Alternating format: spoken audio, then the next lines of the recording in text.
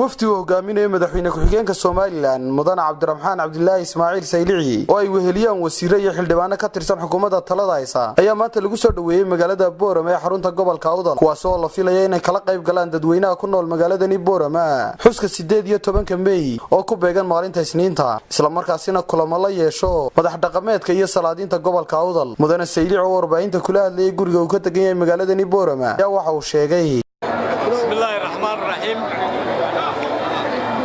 madaxweyne ku-xigeen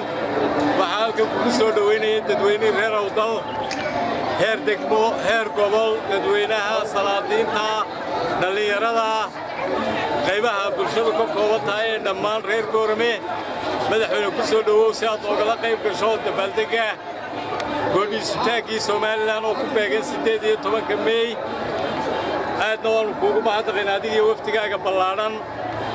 ee nooga yimi caasimadda وانا نسولو ويننا والسلام عليكم. بسم الله الرحمن الرحيم الحمد لله. هذه الضغط ما ستي أنا قارئ لا لا محمد بكرة بعض وحنا بليه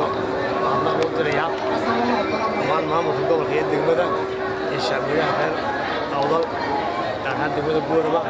الشيء شرفت لك نشوفه يا واحد رجينا إلى هؤلاء وصارات كأنه سلمان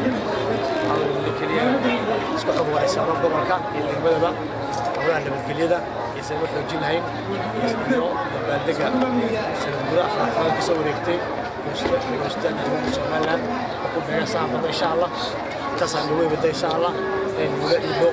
مش ماشية برواقية خير هذه الدراسة si kastaba hatay imaatinka madaxweyne ku-xigeenka Soomaaliland ee Boorama oo siyaasiga ugu sareeya xukuumadda Soomaaliland gobolada galbeedka Soomaaliland ayaa ku soo beegmaya xili shaqooyin ay ka dhaceen galbeedka magaalada Boorama safarkaasi madaxweyne ku-xigeenka Soomaaliland muxuu ka tari doonaa xaaladda gobolka Awdal Khadar Maxamed Xasan Labaqayle TV-ga caalamka ee Somali News Boorama.